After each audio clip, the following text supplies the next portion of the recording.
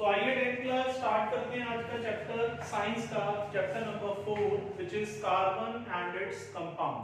तो carbon and its compound जो है वो एक ऐसा चैप्टर है जो टोटली कार्बन और उसकी प्रॉपर्टीज पे बेस्ड है और उनके साथ साथ कार्बन के जो कंपाउंड्स हैं वो कैसे होते हैं उनके बारे में भी हम इस चैप्टर में बात करेंगे। और इस चैप्टर में से काफी सारा क्वेश्चन, अगर मैं बात करूं रफली 40% सिलेबस आपका डिलीट हो चुका है। तो आइए स्टार्ट करते हैं कार्बन एंड इट्स कंपाउंड के बारे में। तो सबसे पहली चीज, क्योंकि चैप्टर का नाम ही है कार्बन एंड इट्स कंपाउंड, तो हमें कार्बन से रिलेटेड कुछ पॉइंट्स पढ़ने हैं। सबसे पहला, कार्बन क्या है? Carbon is an element, its symbol is capital C, atomic number कितना होता है कार्बन का पता है? 6। तो इसके बेसिस पे इसका इलेक्ट्रॉनिक कॉन्फ़िगरेशन क्या होगा? इलेक्ट्रॉनिक कॉन्फ़िगरेशन पता है ना सबको क्या होता है? इसको ब्रेक कर दो तो 4 इसके क्या कहलाएंगे? Valence electron. क्या कहलाएंगे? Valence electron. अब आपको पता होगा कि जिनके वैलेंस इलेक्ट्रॉन 4 होते हैं तो देयरफॉर उनकी वैलेंसी कितनी होती है? जिनके वैलेंस इलेक्ट्रॉन, मैं आपको एक बार रिकॉल करा रहा हूं, वैसे तो मैं बता चुका हूं। वैलेंस इलेक्ट्रॉन को 4 ग्रुप्स में बांटा गया है। या तो वैलेंस इलेक्ट्रॉन किसी के 1 2 3 होते हैं, या 4 होते हैं, या 5 6 7 होते हैं, या 8। और इससे आपको उसकी क्या पता लगती है? वैलेंसी। जिनके वैलेंस इलेक्ट्रॉन 1 2 3 होते हैं उनकी वैलेंसी भी 1 2 3 होती है। जिनके वैलेंस इलेक्ट्रॉन 4 है उनकी वैलेंसी 4 होती है। जिनके वैलेंस इलेक्ट्रॉन 5 6 7 है उनकी वैलेंसी 3 2 1 होती है। और जिनके वैलेंस इलेक्ट्रॉन 8 होते हैं उनकी वैलेंसी 0 होती है। तो वैलेंस इलेक्ट्रॉन और वैलेंसी में कनेक्शन ये होता है कि वैलेंस इलेक्ट्रॉन का मतलब है लास्ट शेल में कितने इलेक्ट्रॉन्स हैं, और वैलेंसी का मतलब है कि लास्ट शेल में जितने भी इलेक्ट्रॉन्स हैं उन्हें लूज किया जाएगा, गेन किया जाएगा या शेयर किया जाएगा। तो जिनके लास्ट में 1 2 या 3 होता है वो लूज करते हैं, तो इसलिए उनकी वैलेंसी सेम रहती है। 1 वाला 1 लूज करता है, 2 वाला 2, 3 वाला 3। जिनके लास्ट में 4 होता है वो ना तो लूज करते हैं और ना ही गेन, वो शेयर करते हैं। और कितने शेयर करते हैं? 8 पूरा करने के लिए 4, तो इनकी वैलेंसी भी 4 रहती है। जिनके लास्ट में 5 6 7 होता है वो गेन करते हैं 8 पूरा करने के लिए। 5 वाला कितने गेन करता है? 3, 6 वाला 2, 7 वाला 1, तो इनकी वैलेंसी 3 to 1 हो जाती है। और जिनके लास्ट में ऑलरेडी 8 होता है वो स्टेबल होते हैं, इसलिए ना तो वो लूज करते हैं, ना गेन करते हैं, ना शेयर करते हैं, वो कुछ भी नहीं करते, इसलिए उनकी वैलेंसी 0 रहती है। ये बात सबको क्लियर है? तो इससे हमें ये तो समझ में आ गया कि जो कार्बन है उसके लास्ट में 4 इलेक्ट्रॉन्स होते हैं तो उसकी वैलेंसी 4 होगी। और वो 4 इलेक्ट्रॉन्स क्या करता है? लूज, गेन और share. Since carbon has 4 electrons in it's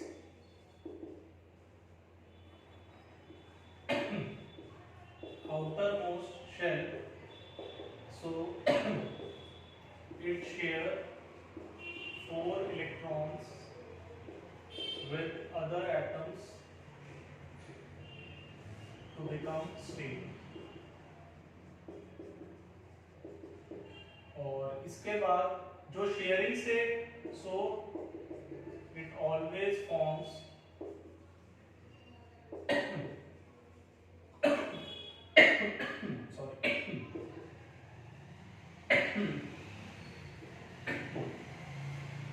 आपको पता होना चाहिए कि जो 1 2 3 वाले होते हैं और 5 6 7 वाले होते हैं ये लूज करते हैं और ये गेन करते हैं, तो इनके कंबाइन होने से जो बॉन्ड बनता है वो कैसा होता है? Ionic bond. लेकिन जिनके लास्ट में 4 होता है वो ऑलवेज शेयर करते हैं, और जो शेयर करके कंपाउंड बनाएंगे उनको हम कैसा बॉन्ड बोलते हैं? तो आपसे क्वेश्चन पूछा जाता है कि why carbon always forms covalent compounds. Carbon जो है वो सिर्फ कोवेलेंट ही क्यों बनाता है? इसका ये मतलब हुआ कि ये सिर्फ शेयर करता हो। ये तो ठीक है कि सिर्फ शेयर करता है तो वो कोवेलेंट बनाता है, लेकिन हमें इसमें ये भी एक्सप्लेनेशन ऐड करनी है कि ये आयोनिक क्यों नहीं बनाता, यानी कि लूज क्यों नहीं करता और गेन क्यों नहीं करता, तो ये मैं आपको अभी एक्सप्लेन करूंगा। फिलहाल के लिए बेसिक आइडिया कि कार्बन के बारे में, कार्बन एक एलिमेंट है, एटॉमिक नंबर 6 है इसका, सिंबल कैपिटल C है, इलेक्ट्रॉनिक कॉन्फ़िगरेशन 2 4 है, वैलेंस इलेक्ट्रॉन इसके 4 हैं और वैलेंसी इसकी 4 है। और वैलेंसी 4 कैसी होती है पता है आपको? इसको हम बोलते हैं टेट्रावेलेंट। 4 का मतलब होता है टेट्रा, तो टेट्रावेलेंट बोलते हैं। और ये किसी की भी मैक्सिमम वैलेंसी होती है, क्योंकि 4 से बड़ी वैलेंसी किसी के पास भी नहीं होती। और वैलेंसी जिसकी जितनी ज्यादा होती है, इसका क्या मतलब होता है? What do you mean by an atom having maximum valency? इसका ये मतलब है कि उसके जो कंपाउंड बनाने की एबिलिटी होगी वो मैक्सिमम होगी। जितनी ज्यादा वैलेंसी होगी मतलब उतने ही इलेक्ट्रॉन्स खाली हैं औरों के साथ जुड़ने के लिए, और जितनी औरों के साथ जुड़ने की एबिलिटी बढ़ेगी, नंबर ऑफ कंपाउंड्स बढ़ने के चांसेस भी बढ़ते हैं। तो ये एक बेसिक आइडिया था कार्बन के बारे में, इसको देख लीजिए फिर आगे बढ़ते हैं।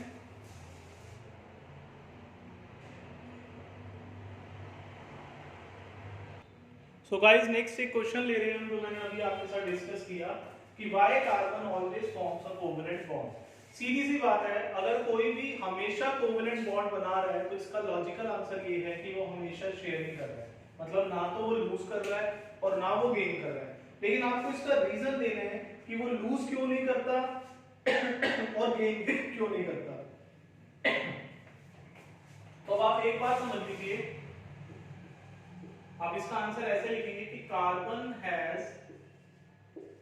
4 electrons in its valence shell,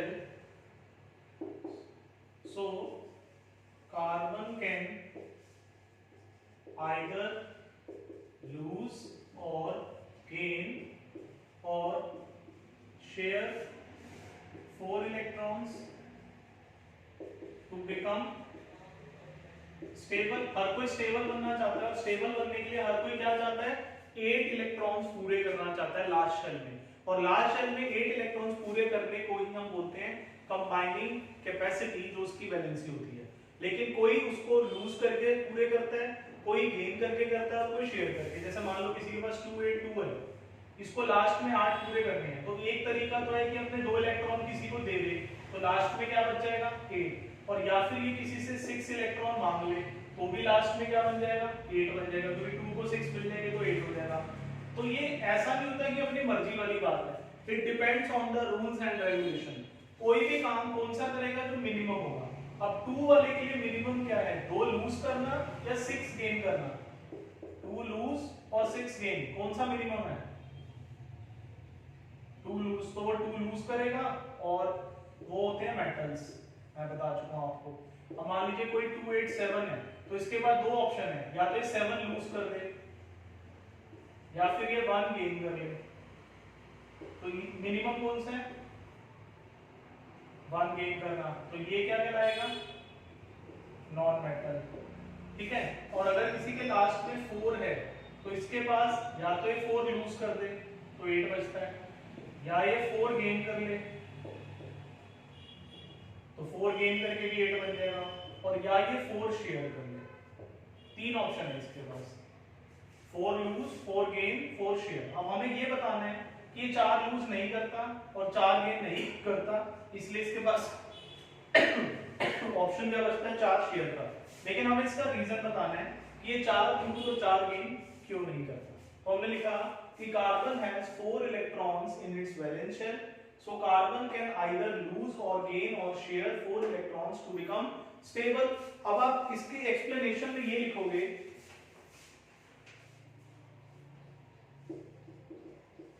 since carbon is very small due to which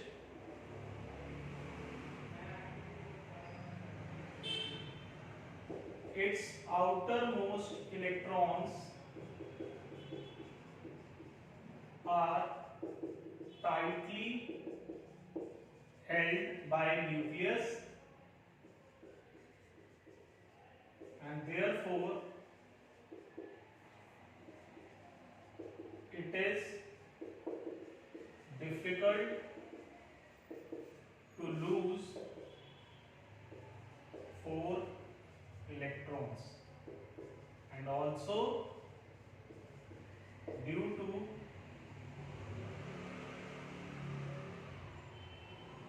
energy considerations it cannot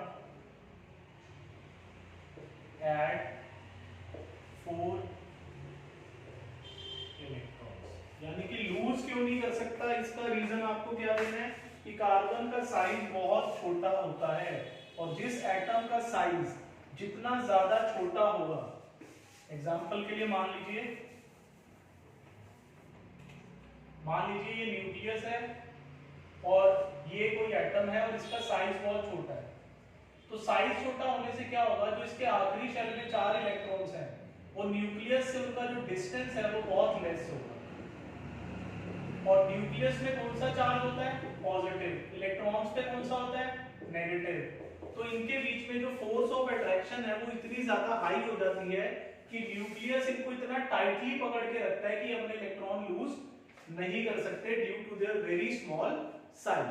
और रही बात कि ये 4 इलेक्ट्रॉन गेन क्यों नहीं कर सकते, तो ये आपको हायर क्लासेस में समझ आएगा, ये अभी का टॉपिक नहीं है, बस आपको सिर्फ इतना लिखना है कि and also due to energy considerations, electron lose और गेन करते टाइम एनर्जी लेवल्स का ध्यान रखा जाता है, और ये एनर्जी लेवल्स क्या होते हैं आप 11th क्लास में पढ़ेंगे साइंस में। तो and due to energy consideration it can not add 4 electrons, तो उसके पास ऑप्शन क्या बचा, ना तो वो लूज कर पा रहा है और ना ही वो गेन कर पा रहा है, दोनों का रीजन हम लिख चुके हैं, तो उसके पास ऑप्शन क्या बचा, so carbon always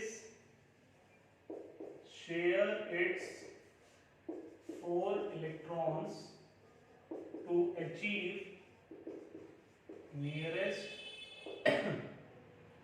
inert gas configuration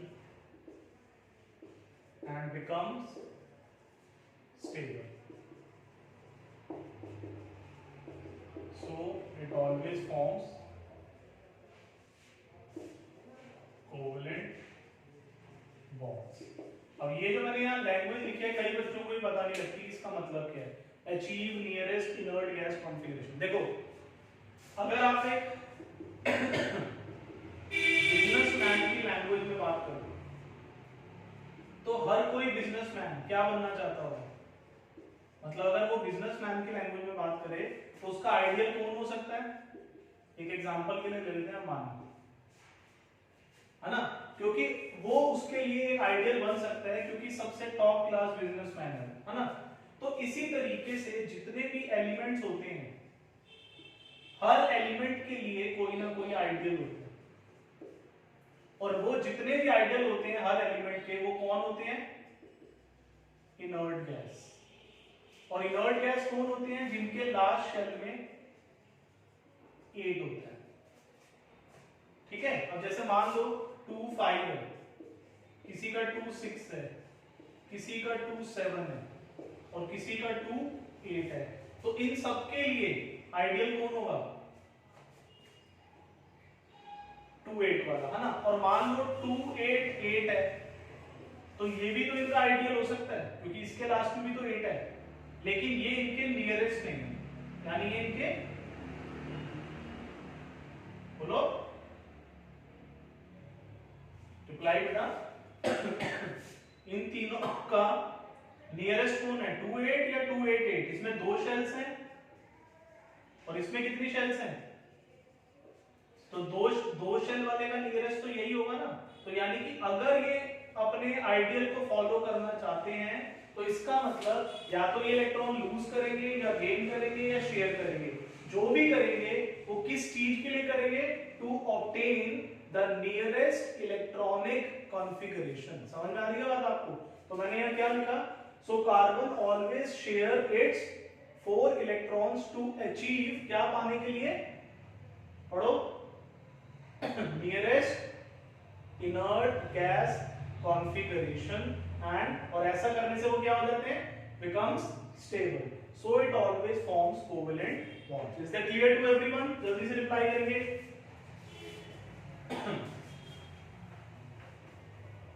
तो जितने भी एलिमेंट्स होते हैं सभी का जो नियरेस्ट इनर्ट गैस कॉन्फ़िगरेशन है वो अलग अलग होता है अपनी लाइन के हिसाब से कि उसमें कितने।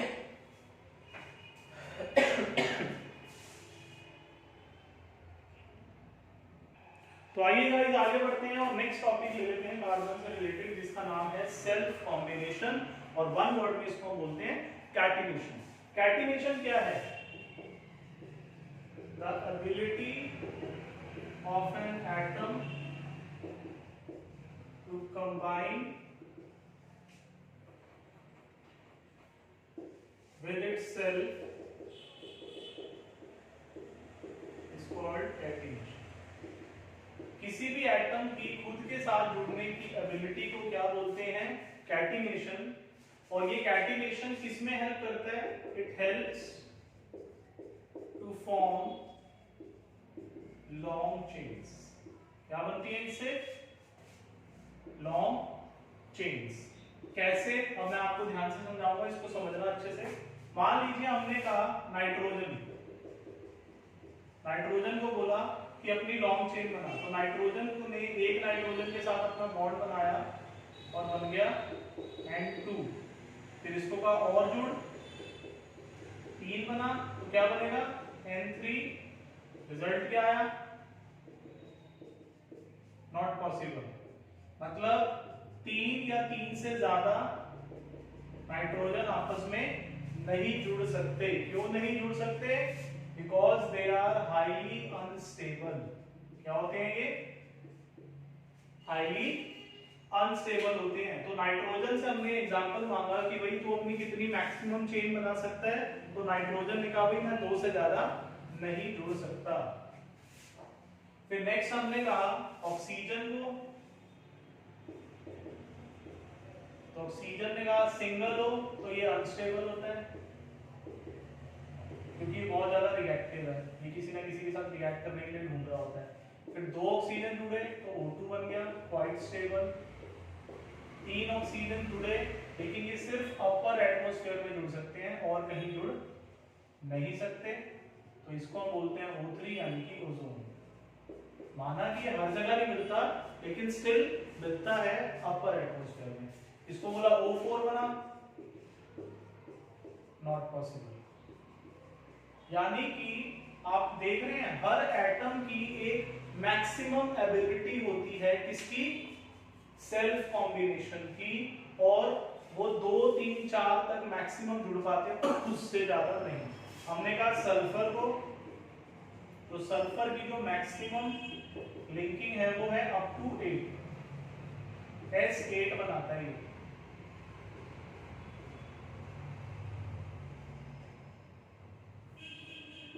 क्राउन जैसा स्ट्रक्चर बना देता है ये, ऐसा करके ना, कुछ बुक में देख लेना, प्रॉपर्ली बना लेना। तो एक क्राउन की शेप ले लेता है, इसको क्राउन स्ट्रक्चर बोलते हैं। तो सल्फर की मैक्सिमम एबिलिटी कितनी है? 8। बाकी सब की कितनी है? 2 या 3 मैक्सिमम, है ना। और अगर हम बात करें, यहां से लिख लिया ना आपने, इसको रब करने जा रहा हूं मैं।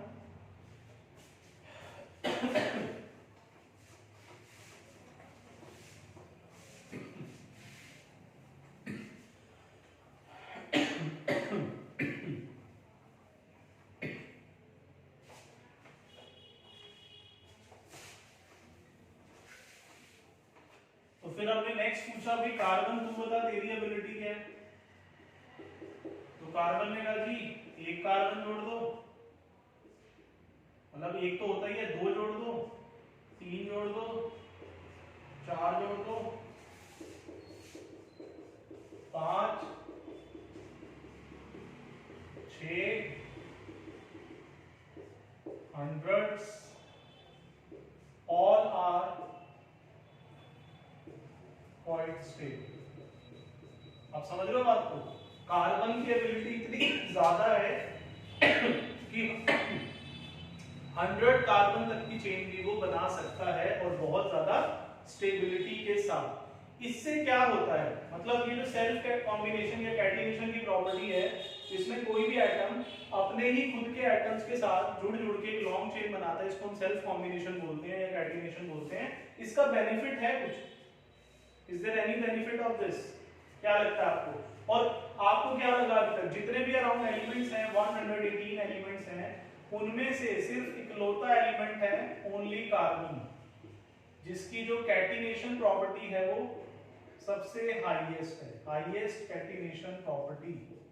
तो क्या अगर कार्बन के पास ये हाईएस्ट लेवल पे प्रॉपर्टी है तो क्या आपको लगता है इसके लिए कोई बेनिफिट होगा? Is there any benefit of this property? क्या लगता है आपको?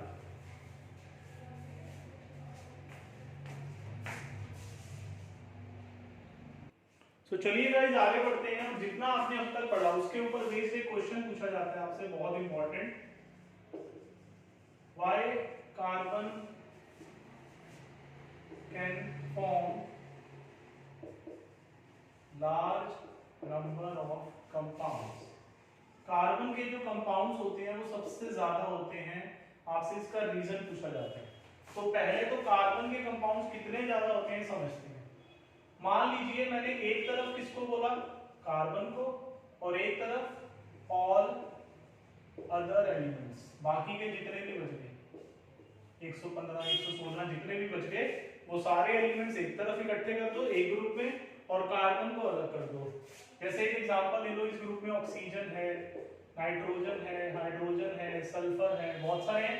तो मैंने ऑक्सीजन से बोला कि तेरे जितने भी कंपाउंड्स पॉसिबल है वो लिया, तो उसने कहा CO2, CO3, CO, NO2 whatever जितने भी है, मतलब जितने भी पॉसिबल है वो सारे ले आया। फिर ऐसे CaCO3, तो मतलब जितने भी एलिमेंट्स थे उनको कहा कि आप जितने भी कंपाउंड्स बना सकते हो सारे इकट्ठे कर दो। इन सब ने इकट्ठे कर दिए और कार्बन को कहा भाई तू अकेला अपने सारे कंपाउंड्स ले आ जितने भी बना सकता है। तो इस अकेले कार्बन के जो कंपाउंड्स थे ना वो मिलियंस में थे। किसमें थे? मिलियंस में थे, जो कि ग्रेटर देन थे इन सभी बाकी एलिमेंट्स के टोटल कंपाउंड से ज्यादा। आप समझ रहे हो? कार्बन अकेला इतने मिलियंस ऑफ कंपाउंड्स बना लेता है जो in rest of the element जितने भी बच जाते हैं उनके जो मिला के टोटल कंपाउंड्स है उनसे भी ज्यादा होते हैं। तो ऐसा क्यों? तो इसी के ऊपर एक क्वेश्चन पूछा जाता है कि why carbon can form large number of compound. तो इसका जो आंसर है वो सीधा सीधा 2 पॉइंट्स है। पहला, कार्बन इज टेट्रावेलेंट, और दूसरा कैटिनेशन।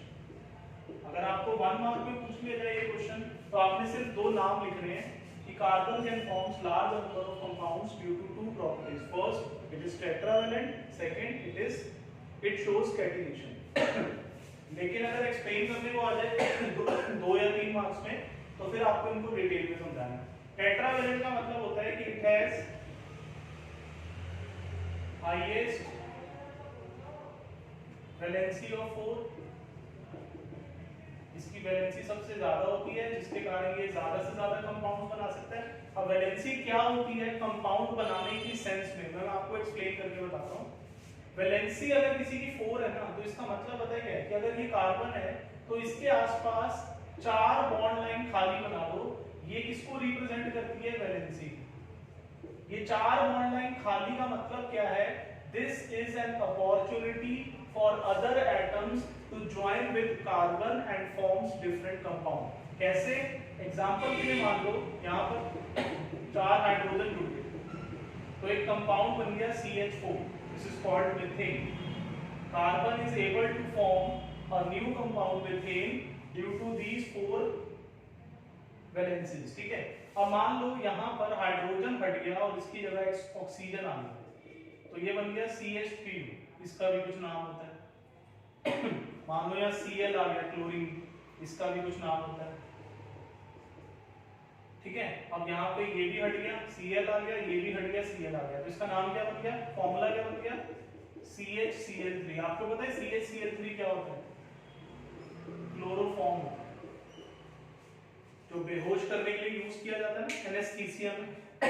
डॉक्टर्स भी यूज करते हैं इसको, और जो गुंडे बवाली होते हैं लोगों को बेहोश करने के लिए आपने देखा हो रुमाल में डाल के मुंह पे लगा देते हैं, तो क्लोरोफॉर्म बेसिकली एक एनेस्थीसिया है जिसको रखते ही हमारा जो नर्वस सिस्टम है वो स्लो डाउन कर जाता है और पेशेंट जो है वो अनकॉन्शियस हो जाता है, बेहोश हो जाता है। ठीक है, अगर उसकी ओवरडोज चली जाए तो कोमा में भी जा सकते हैं और डेथ भी हो सकती है। ठीक है, तो इसलिए जो डॉक्टर्स के डिपार्टमेंट में जो एनेस्थीसिस्ट होते हैं, जो जिनका काम होता है ऑपरेशन के टाइम पे बेहोशी की दवा देना, सुन करना बेसिकली, वो बहुत ही एक्सपर्ट होने चाहिए। अगर गलती से ओवरडोज होगी तो पेशेंट की डेथ भी हो सकती है। ठीक है बेटा, तो कहने का मतलब ये हुआ कि कार्बन के पास ये जो 4 वैलेंसी है ये किसका काम कर रही है? अदर एटम्स को ज्वाइन करने का, जिससे वो अपने कंपाउंड्स बना सकता है। अब आप एक बार सोच के देखो सॉरी बेटा, अब आप इसको इस तरीके से सोच के देखो कि ये 4 जगह खाली थी।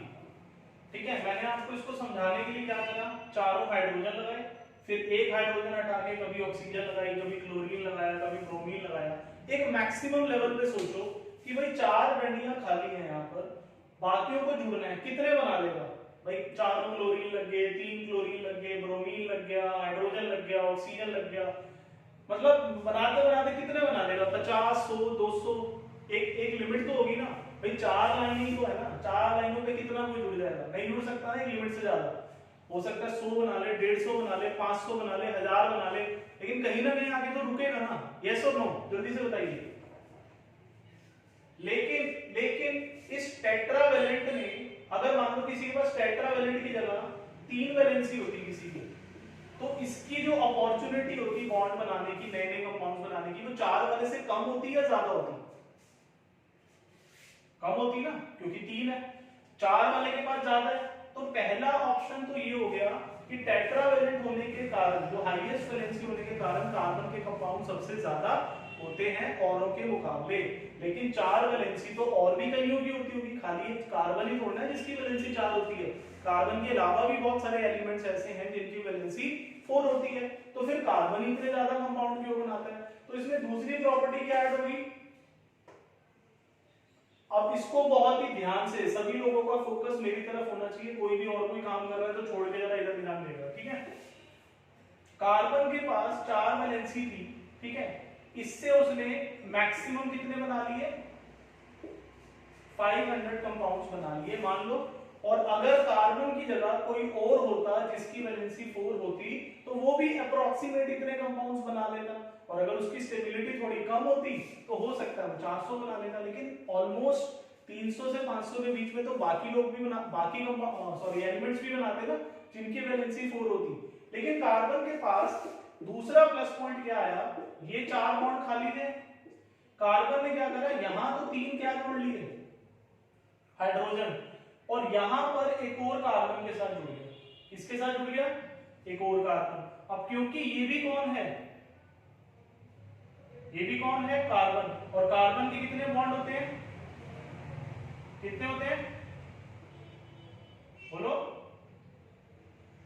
4 होते हैं। तो उस 4 में से एक तो यहां यूज हो गया इसके साथ जुड़ने में, तो बचे कितने? 3। अब इसने अकेले ने कितने कंपाउंड्स बनाए थे? मान लो 500 बनाए थे। ठीक है, अब ये वाला कार्बन जो 3 ऑप्शन लेके और खाली जुड़ गया, अब इसने भी HH लगा दिया, यहाँ Cl लगा दिया, यहाँ भी Cl लगा दिया, यहाँ ऑक्सीजन लगा दिया, यहाँ वापिस H आ गया, यहाँ एक और O आ गया, यहाँ दोनों में H आ गए। ऐसे कर करके भाई जब एक कार्बन वाले ने 500 बनाए थे तो 2 कार्बन वाले तो और ज्यादा बनाएंगे। मान लो इन्होंने कितने बना लिए? ये मैं लीगल बातें नहीं कर रहा है, सिर्फ समझाने के लिए कर रहा हूं, आपका दिमाग चले, आप सोच पाओ इसलिए कर रहा हूं। अब इस कैटिनेशन ने कार्बन को इतनी पावर दे रखी है कि इसने कहा ये लो, अभी मैं यहां तक बात खत्म नहीं कर रहा। अब उसने क्या करा, ये 2 कार्बन तो जुड़े हुए थे, यहां पर हाइड्रोजन थे, यहां मान लो क्लोरीन था। अब ये जो जगह खाली थी इसने यहां पर क्या करा? एक और कार्बन जोड़ लिया। अब ये फिर कितनी बॉन्ड लाइन लेके आ गया? 3। अब यहाँ तीनों में H लग गया, यहाँ H हट के Cl लग गया, यहाँ O लग गया, यहाँ CHO लग गया, OH लग गया, व्हाटएवर। मतलब इसने भी और कितने बना लिए? मान लो 1500 बना लिए। समझ रहे हो? और ये जो कार्बन जुड़ने की प्रक्रिया है ये कहीं पर रुक रही है? ये तो 100 तक जा रही है। आप समझ रहे हो बात को? तो इससे हमें क्या पता लगता है कि ये दो प्रॉपर्टी मिलके कार्बन को इतना स्ट्रॉन्ग बना देती है कि ये मिलियंस ऑफ कंपाउंड अकेला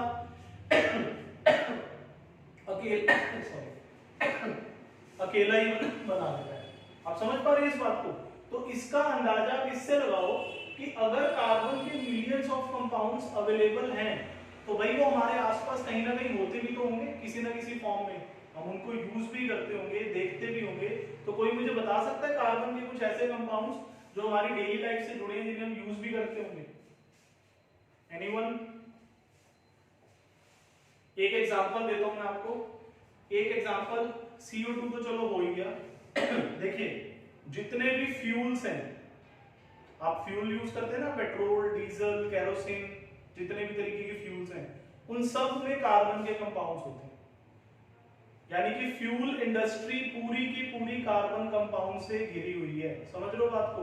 तो हर कोई फ्यूल पे तो डिपेंड करता ही करता है।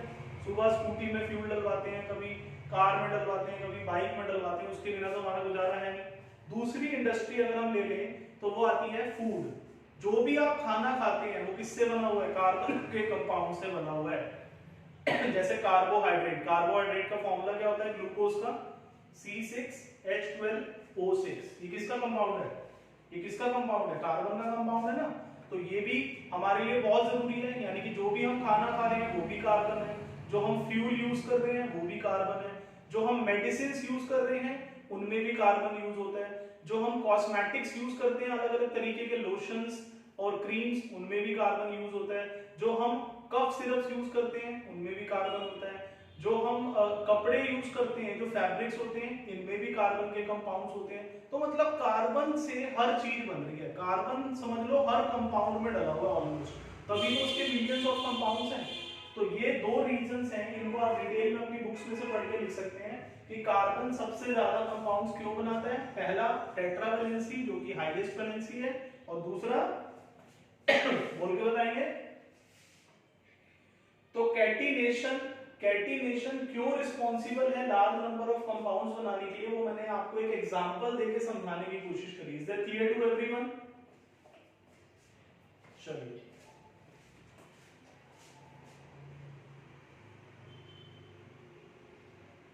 सो आइए बेटा आगे बात करते हैं नेक्स्ट टॉपिक की, which is called occurrence of carbon. Occurrence of carbon से क्या मतलब होता है कि हाउ कार्बन एग्जिस्ट, कार्बन कैसे पाया जाता है। अगर हम कार्बन को कोई ढूंढने निकले तो कार्बन हमें कैसे मिलेगा। तो कार्बन का जो अकरेंस है वो दो फॉर्म्स में होता है। एक को हम बोलते हैं फ्री स्टेट, फ्री स्टेट का दूसरा नाम होता है नेटिव, नेटिव मतलब अकेला, और एक होती है कंबाइंड स्टेट। कंबाइंड का मतलब जहां कार्बन सिंगल ना मिलके किसी के साथ जुड़ा हुआ मिलता है ग्रुप में, जिसे हम कंपाउंड कहते हैं। एग्जांपल दे सकते हो मुझे? फ्री स्टेट का एग्जांपल क्या है? खाली सी। खाली सी क्या होता है? ग्रेफाइट भी होता है, डायमंड भी होता है, और जो कोक होता है वो ऑलमोस्ट 99% प्योर कार्बन होता है। उसमें 1% ट्रेसेस में कुछ चीजें मिली होती हैं, लेकिन 99% वो कार्बन होता है, बट इसको हम नहीं लिखते। ठीक है, तो प्योर कार्बन जिसमें कार्बन के अलावा कुछ भी ना हो वो है ग्रेफाइट और diamond. Diamond is a carbon. सोचने में बहुत अजीब लगता है, जिसने भी पहली बार पढ़ा होगा जब ये, तो बहुत अजीब सी बात लगी होगी कि डायमंड जो कि एक लाइट को, ब्राइटनेस को रिप्रेजेंट करता है, और कार्बन वर्ड सुनते ही आपके दिमाग में कौन सा कलर आता है? ब्लैक कलर आता है ना। तो कार्बन सुनते ही ब्लैक कलर आता है, डायमंड सुनते ही सब कुछ ब्राइटी सा समझ में आता है, जो ल्यूमिनस हो, चमकदार हो। तो सोचो कि जो डायमंड है वो सिर्फ कार्बन है, उसमें कार्बन के अलावा कुछ है ही नहीं। How is it possible? थोड़ा सुनने में अजीब लगता है ना। तो ये उसकी कटिंग पे डिपेंड करता है कैसे, वो सब बात की बातें। कंबाइंड स्टेट की बात करूं तो जिसमें कार्बन अकेला ना होके कुछ कंपाउंड की फॉर्म में हो, जैसे CO2 में कार्बन है, सिंगल है या किसी के साथ जुड़ा हुआ है। CaCO3 में कार्बन है नहीं, तो ये भी कंबाइंड स्टेट होगी इसकी। उसके अलावा CH4 मीथेन, इसमें भी कार्बन है लेकिन किसी के साथ जुड़ा हुआ है, इसको हम बोलते हैं कंबाइंड स्टेट। तो how carbon occur in nature? Carbon occurs in two forms. One is the free state another is the combined state. Free state के एग्जांपल्स हैं ग्रेफाइट और डायमंड, और कंबाइंड स्टेट के तो मिलियंस ऑफ एग्जांपल्स हैं, ठीक है। और जो कार्बन अगर हमें फ्री स्टेट में दो फॉर्म्स में मिलता है, एक और आजकल ऐड हो गई है जिसको हम बोलते हैं बकमिंस्टर फ्लोरीन, ठीक है। ये तीन फॉर्म्स हैं कार्बन की जिनमें कार्बन पाया जाता है सिंगल कार्बन, और इनको हम बोलते हैं एलोट्रॉप्स ऑफ कार्बन। क्या बोलते हैं? Allotropes of carbon. तो अगर आपसे भी पूछे कि what are the allotropes of carbon, तो एलोट्रॉप्स का मतलब क्या होता है? द वेरियस फिजिकल स्टेट्स या forms in which an element can exist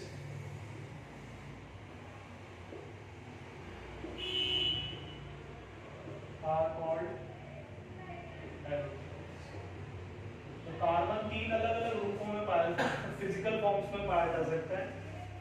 first is graphite, second is diamond, and third is Buckminster fluorine.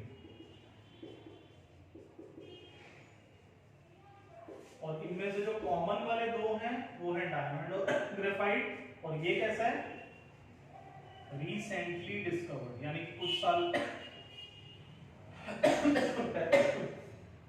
पहले इसकी